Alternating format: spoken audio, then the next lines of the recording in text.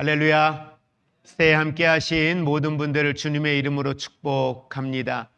2026년은 우리가 말씀 위에 우리의 삶을 세워가고자 이 말씀을 표로 정하고 2026년을 좀 더 기대하는 건 말씀 위에 내 삶을 세워갈 때에 말씀은 살았고 운동력이 있고 그 말씀은 좌우의 날선감 같고 그 말씀이 가지고 있는 권세와 능력은 크기 때문에 말씀 위에 내 삶을 세우는 자가 그 말씀 가운데에 어떤 하나님의 능력을 보게 될지 우리는 서로가 서로의 삶을 기대하고 축복하며 격려하며 나아가는 오늘 신년 첫 예배가 될 수 있기를 주의 이름으로 축복을 드립니다. 하나님의 말씀을 묵상하다 보면 말씀이 우리에게 주는 힘, 말씀이 우리에게 주는 능력, 그 말씀이 우리에게 주는 약속, 소망, 우리는 수없이 많이 발견을 할 수가 있습니다. 그리고 그 말씀을 붙들고 나아갈 때마다 우리의 삶이 어떠한 변화와 능력과 하나님의 역사를 체험하는지 우리는 지금까지도 경험하며 살아왔습니다. 다만 아쉬운 건 그 말씀이 내 안에 지식으로 남아있을 때가 많다는 겁니다. 그 말씀이 내 삶의 일상생활의 실제가 되지 못할 때가 많다는 겁니다. 평안할 때에는 말씀을 붙들지만 삶의 어려움과 위기에 처할 때에 내가 무언가를 선택해야 할 때에 말씀이 내 삶의 기준이 되지 못할 때가 많아서 우리는 또 다른 죄의 자리에 놓이는 경험들을 수없이 해왔습니다. 목사인 저부터도 2026년을 준비하면서 그래, 다른 건 모르겠지만 내가 묵상하고 있는 말씀, 적어도 주일날 설교하고 있는 이 말씀을 한 주간 살기 위하여 좀 더 몸부림치고 좀 더 그 말씀이 내 삶의 실제가 되게 하기 위하여서 나 또한 결단하며 주 앞에 나아가야 되겠다라고 하는 그러한 마음의 준비들을 2026년을 준비하며 해왔습니다. 말씀을 준비하며 또 말씀을 전하며 이 말씀이 내 삶의 실제가 되어진다면 내 삶은 어떨까? 이것이 성도들의 삶의 실제가 되어진다면 성도들의 삶은 어떻게 달라질까? 여러분, 큰 기대감을 우리는 가져보게 됩니다. 오늘 본문 속에 우리가 함께 합독하였던 시편 1편에 있는 말씀은 바로 하나님의 말씀을 따라 살아가는 의인의 모습과 또 말씀을 벗어나 살아가고 있는 악인의 모습에 대한 내용들이 4절 이하에 대조되어 말씀이 기록되어져 있습니다. 이스라엘 백성들의 당시의 주변의 상황을 보면 결코 믿음과 말씀 안에 신앙생활을 하는 것이 쉽지 않는 환경이었던 건 사실이었습니다.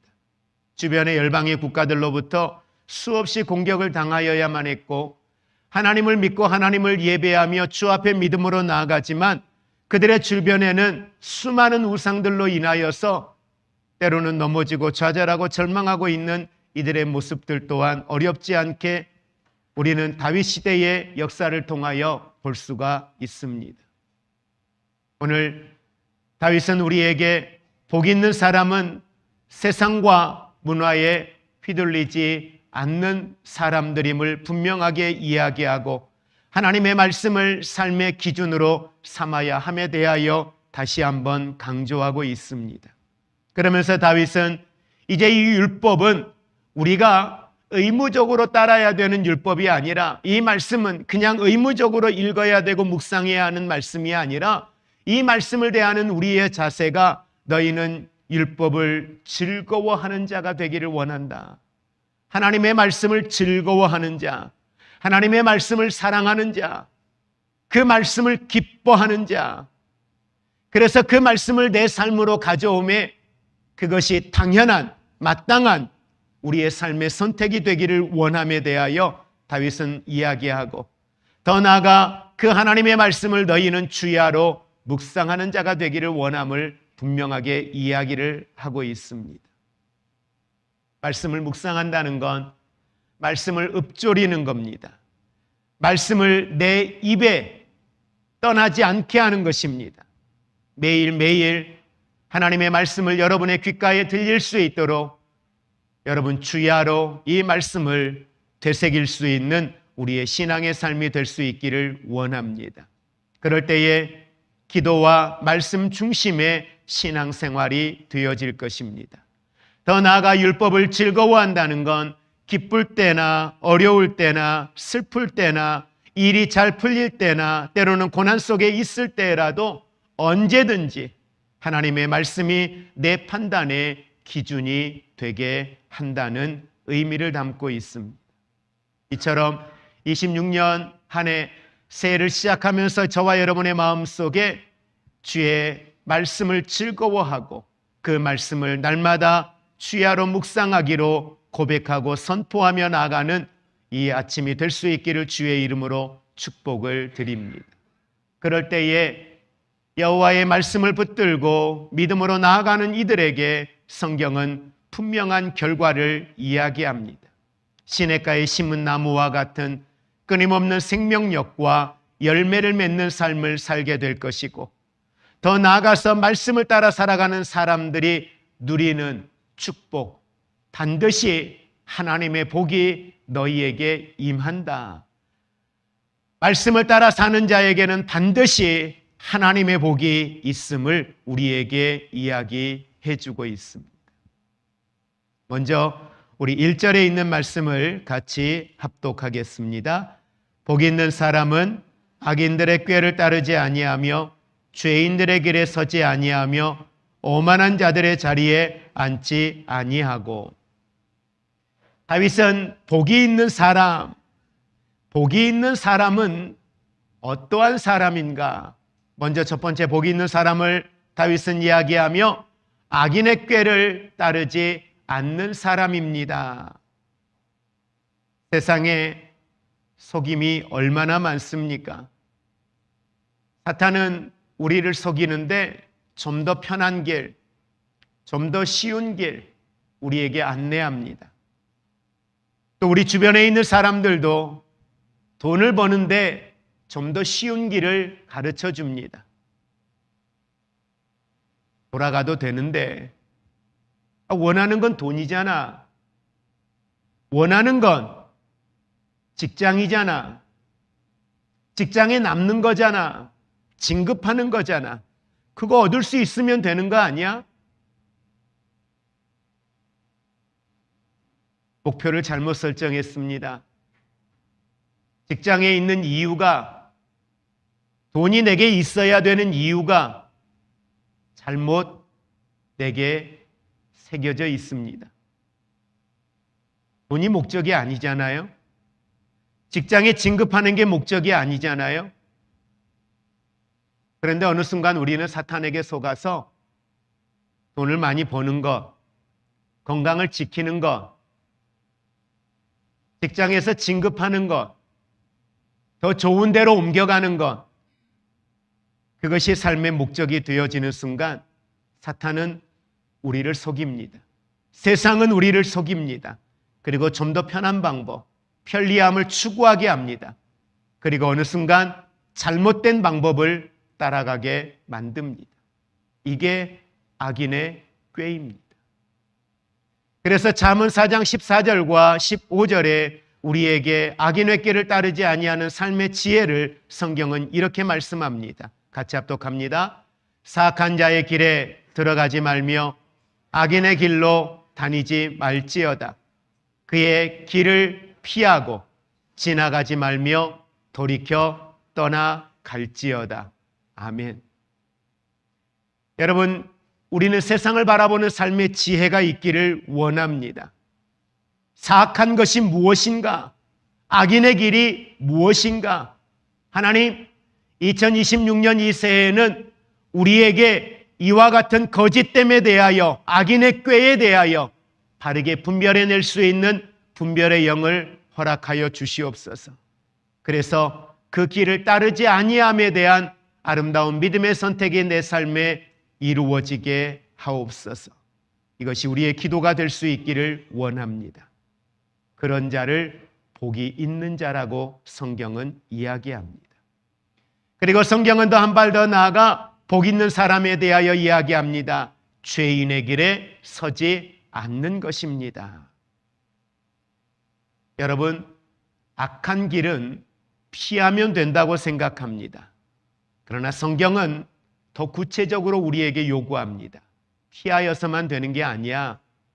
성경은 우리로 하여금 피하는 것이 아니라 그 길에서 멀리 떨어지기를 원합니다. 그러라고 우리에게 명령하고 있습니다. 악인의 길에, 죄인의 길에 서지 않는다는 건 그 길에서 멀리 떨어지는 삶을 살라고 이야기합니다. 고민입니다.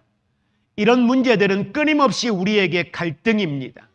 어떻게 해야 될지 삶의 기로에 선택의 순간에 놓일 때가 많습니다. 그러나 우리에게 이 길에서 멀리 떨어져야 될 명분을 성경은 시편 26편 4절에 다시 한번 우리에게 가르쳐 줍니다. 허망한 사람과 같이 앉지 아니하였사오니 간사한 자와 동행하지도 아니하리이다. 시편 26편의 시편 기자는 자신의 삶을 주님 앞에 올려드리면서 나는 허망한 사람과 같이 아니합니다. 나는 간사한 자와 동행하지도 아니하였나이다. 2026년 한 해를 마무리한 시점에 우리가 섰을 때에 하나님 앞에 이런 신앙의 고백이 우리에게 있기를 원합니다. 주님, 한 해를 시작하면서 죄인의 길에 서지 말라 하신 말씀을 붙들고 허망한 사람, 간사한 자와 동행하지도 아니하였습니다. 그들과 멀리 거리를 두고 살아왔습니다. 라는 신앙의 고백이 우리에게 있기를 주의 이름으로 축복을 드립니다. 이런 말씀을 드리면 반문하는 이들이 있습니다. 아니 목사님, 세상에는 믿지 않는 사람들이 많고요. 주변에 있는 사람들은 세상의 물질을 쫓고 명예를 쫓고 이 시대를 쫓아가는 사람들인데 그러면 그들과 함께하지 말라는 겁니까? 그런 직장은 다니지도 말라는 겁니까? 그들은 누가 전도합니까? 라고 이야기할 것입니다. 되묻습니다. 그 자리가 정말 내게 선교의 사명지인가? 내가 그들과 함께함이 그들에게 복음을 전하기 위함인가? 2차를 가고 3차를 가는 그 이유가 그들의 영혼을 정말 살리기 위함인가? 주의를 피하여서 그들과 시간을 내어 움직이는 것들이 그들의 영혼을 구하기 위함인가? 그러나 우리는 분명히 알아야 합니다. 그것이 악인의 꾀요, 그것이 죄인의 길이라고 하는 걸 우리가 알 수 있는 건 그들과 함께하는 그곳에 동행하였던 나를 보고 그는 또 다른 주변의 사람들에게 말합니다. 내가 아는 권사는, 내가 아는 장로는, 내가 아는 집사는, 내가 아는 교회 다니는 그 성도는 주일을, 직장 후에 2차, 3차를 나와 함께 했다고. 왜 성경은 우리에게 악인의 꾀를 따라서는 안 되는지, 죄인의 길에 서서는 안 되는지 하나님은 이 시대를 너무 잘 압니다. 믿지 않는 영혼들, 그들의 생각과 그들의 사고, 그들을 붙들고 있는 악한 영의 술수를 너무도 잘 알고 있습니다. 그러기에 우리에게 명령합니다. 복이 있는 자는, 복이 있는 자는 어떤 삶을 살아야 되는지요. 그리고 우리에게 복이 있는 사람은 오만한 자의 자리에 앉지 아니함을 말합니다. 이 오만한 자라고 하는 건 교만과 자기 중심의 삶을 피하라는 겁니다. 우리는 어느 순간 나를 드러낼 때가 참 많습니다. 내가, 늘 말씀드리지만 간증의 중심은 내가가 아닙니다. 내 삶을 통해 일하신 하나님입니다. 내가 이렇게 기도했더니, 내가 이렇게 순종했더니, 내가 이렇게 헌신했더니, 과거에 내가 이런 삶을 살았어. 과거에 내가 이런 섬김을 했어. 과거에 내가 이런 봉사를 했어. 그래서요.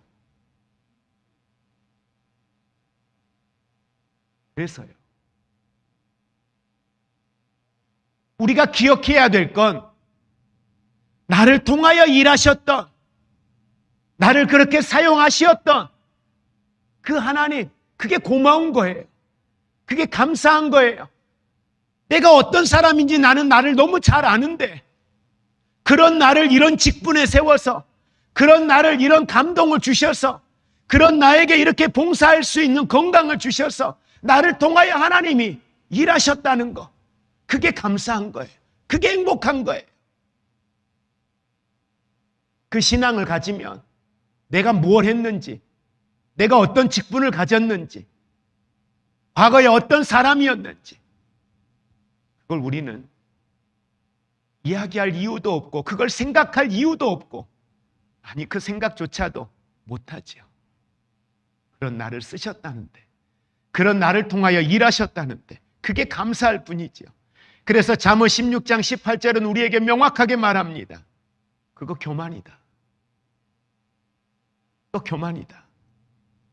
그러면서 교만은 배망의 선봉이요, 거만한 마음은 넘어짐의 앞잡이니라.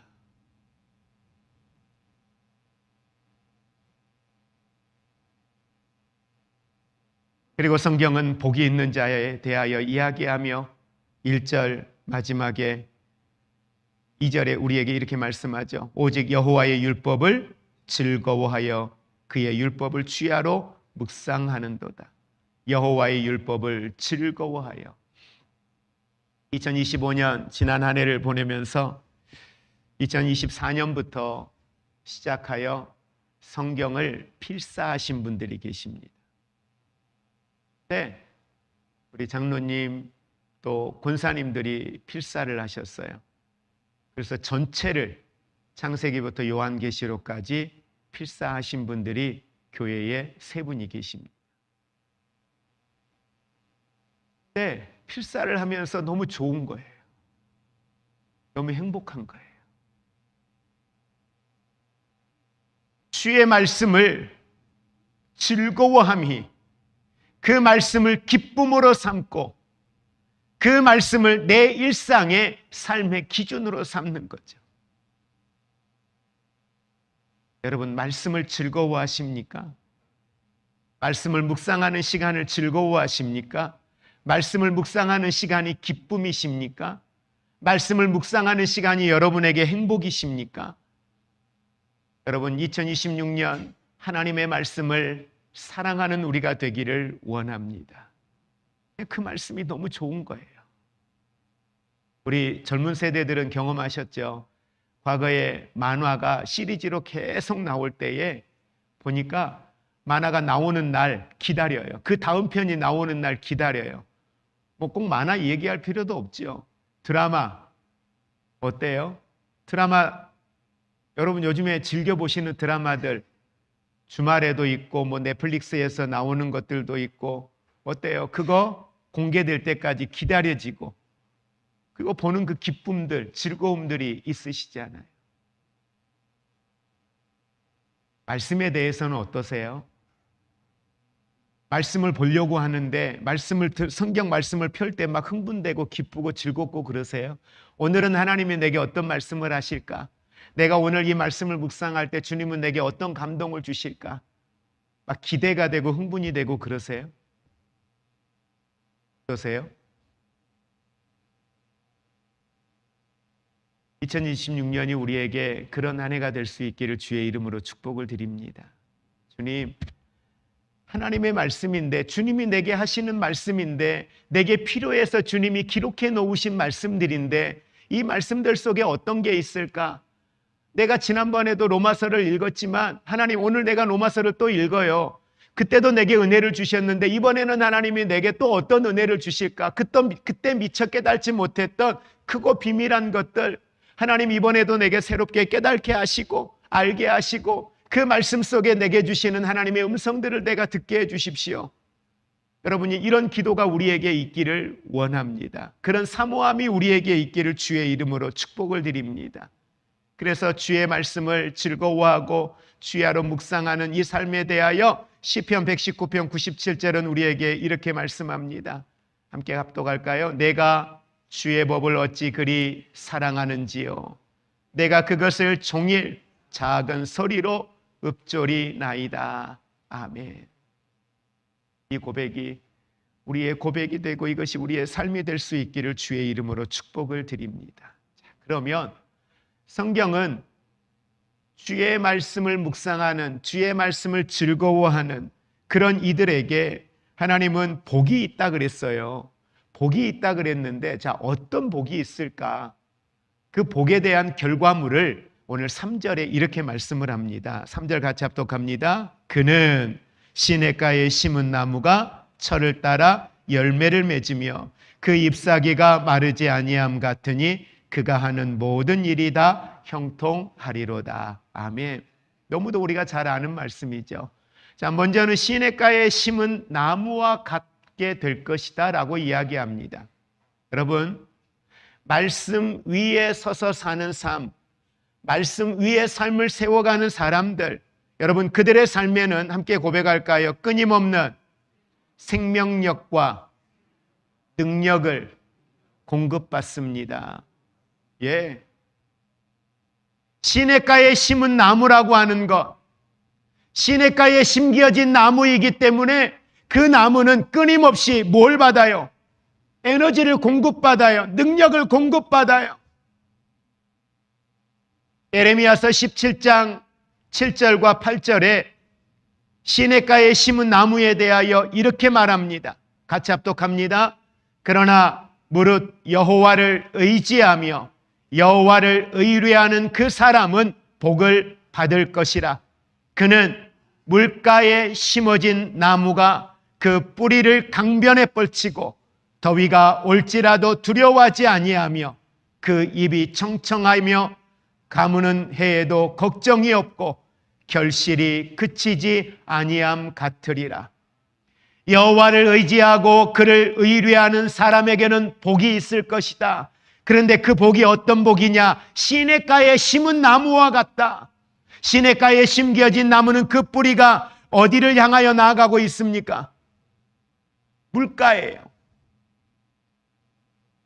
그 뿌리가 어디에 닿아 있어요? 생명줄, 물줄기에 닿아 있는 거예요. 물줄기에 닿아 있다 보니 더위가 올지라도, 당시의 주변의 지역은 어떤 곳입니까? 사막 지역이에요. 더위는 감당할 수 없습니다. 물이 공급되지 않는다면 살아남을 게 없어요. 중요한 건 시냇가에 심은 나무와 같은 이들, 시냇가에 심겨진 나무들은 그 더위 속에서도, 더 나아가 가물었습니다. 가뭄이 있는 그 해에도 걱정이 없어요. 우리 주변의 환경에 수많은 시대의 변화와 어려움과 위기가 우리에게 있습니다. 물가가 우리가 상상할 수 없을 만큼, 시장을 보러 가면 느껴질 만큼 물가는 계속 고공행진을 하고 있습니다. 차를 타시는 분들은 아실 거예요. 주유비가 얼마나 많이 올라 있는지. 우리의 능력으로 해결할 수가 없습니다. 물가에 따라 직장에서 받는 급여도 오르면 괜찮겠지요. 그러지도 않습니다. 무엇 하나 소망을 가질 수 없지만, 그러나 그럼에도 불구하고 시냇가에 심겨진 나무는 끊임없는 생명력과 하나님의 능력을 공급받기에 비록 사막에 심겨져 있는 것 같으나 그의 뿌리는 시냇가에 연결되어져 있어 그곳에서 공급받는 것으로 생명을 유지할 수 있다라고, 아니 생명을 유지한 것에 머무르지 아니하고 더 나아가 말합니다. 철을 따라 열매를 맺는다. 다시 말하면 삶의 열매가 시기와 상황에 따라 다르게 나타나는데 만남을 통하여서 주어진 환경 속에서 필요한 지혜를 주시고 필요한 언어를 주시고 필요한 선택을 주시어서 삶의 곳곳에서 그 필요한 열매들을 맺게 하시는 하나님의 역사. 더 나아가 잎사귀가 마르지 아니한다. 여러분, 고난이 없다는 말이 아닙니다. 비바람도 불고요, 태풍도 불고요, 햇볕도 내려쬐고요, 시련이 있습니다. 그러나 시련 속에서도 삶의 활력과 소망을 유지하는 삶, 잎사귀가 마르지 아니함 같다. 그리고 더 나아가 성경은 말합니다. 그가 하는 모든 일이 다 형통하리로다. 말씀 위에 세운 삶은 하나님의 인도를 받습니다. 말씀의 인도를 받는다는 것, 말씀 따라 산다는 것, 하나님의 인도를 받는 거죠.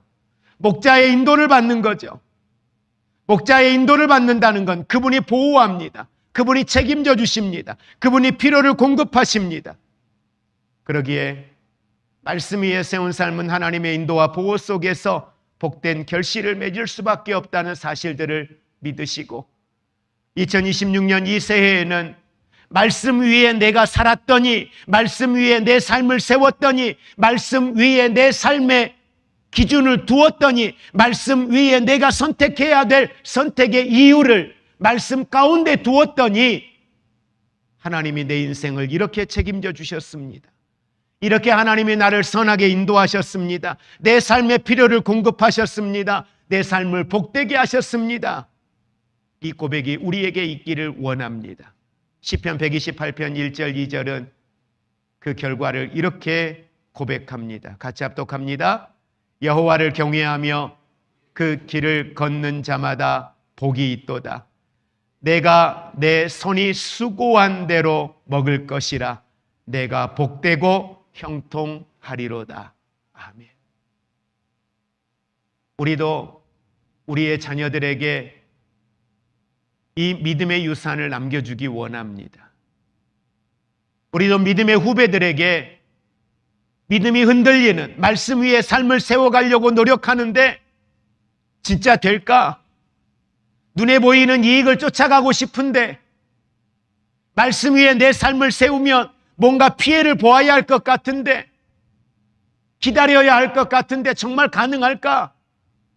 그렇게 흔들리는 이들에게 오늘 시편 기자처럼 내가 살아보니 이렇더라. 내가 살아보니 내가 여호와를 경외하며 살아보았더니 내가 말씀을 삶의 중심에 두고 살아보았더니 그 길을 걷는 자마다 복이 있다. 나 봐라. 복이 있다. 내가 내 손이 수고한 대로 먹을 것이라. 내가 복되고 형통하리로다. 이 고백은 그렇게 살아본 믿음의 선배가 믿음의 후배들에게 하고 있는 자신의 간증. 자녀들에게 무엇을 유산으로 남길 겁니까? 내가 이렇게 살았더니, 내가 이렇게 살고 있는데 하나님이 내 삶을 이렇게 축복하고 있다. 여러분, 자녀들이 여러분의 삶을 통해 오늘 시편 128편 1절 2절에 있는 이 말씀이 사실이네요. 오늘 시편 1편의 3절의 이 말씀이 사실이네요. 여러분의 삶을 보아 알게 되는 하나님의 은혜가 있기를 주의 이름으로 축복을 드립니다. 2026년을 시작하기 전에 우리는 지난 2025년 11월, 12월에 여러분에게 계속 반복해서 드렸던 말씀이 있습니다. 2026년은 말씀 위에 우리의 삶을 세우자. 그래서 2026년 주일마다 여러분들에게 우리가 한 주 한 주 동안 말씀 위에 내 삶을 세워갈 구체적인 삶의 내용들을 가지고 말씀을 나누고, 그리고 그 나눈 말씀들을 가지고 목장 예배에서 그러면 구체적으로 나는 어떤 삶을 실천할 것인가, 그 실천할 과제들을 목장 예배에서 나누자고 했습니다.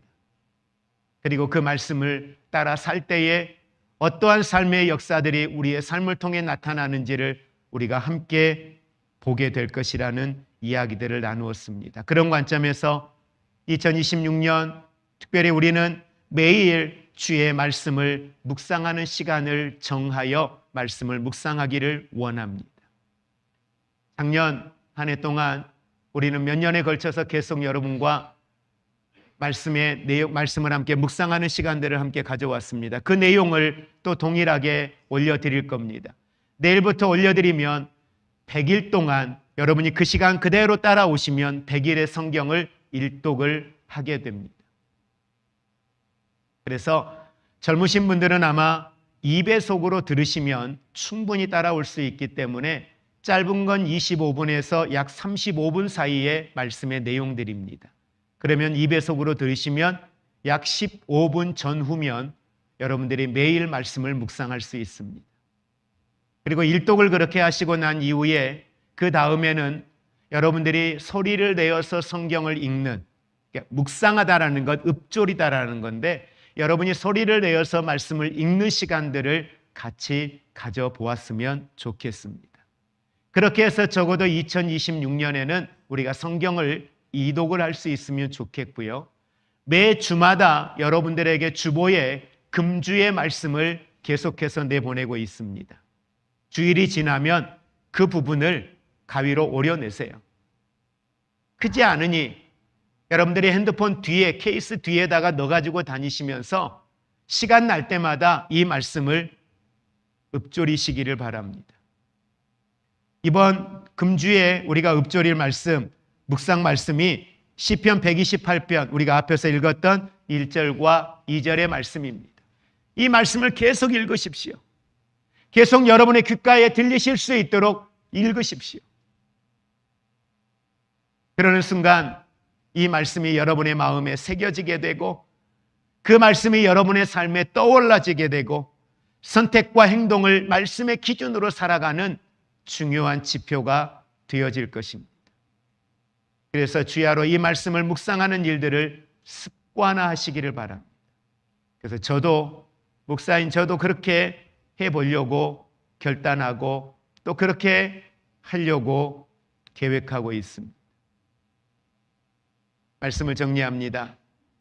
2026년 한 해를 시작하면서 우리는 말씀 위에 집을 세우는 결단들을 함께 하고 있습니다.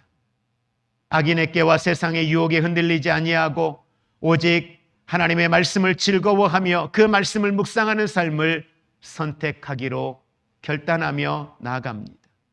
말씀 위에 세워진 삶은 어떤 시련에도 흔들리지 않을 겁니다. 그리고 더 나아가 생명력과 열매를 유지할 뿐만 아니라 하나님은 형통케 하실 것입니다. 이번 한 주간도 매일 이 말씀을 묵상하며 그 말씀을 적용하는 삶을 하나님의 말씀 위에 세우는 구체적인 실천을 통하여 시작하는 한 주간이 되어질 수 있기를 주의 이름으로 축복을 드립니다. 기도하겠습니다.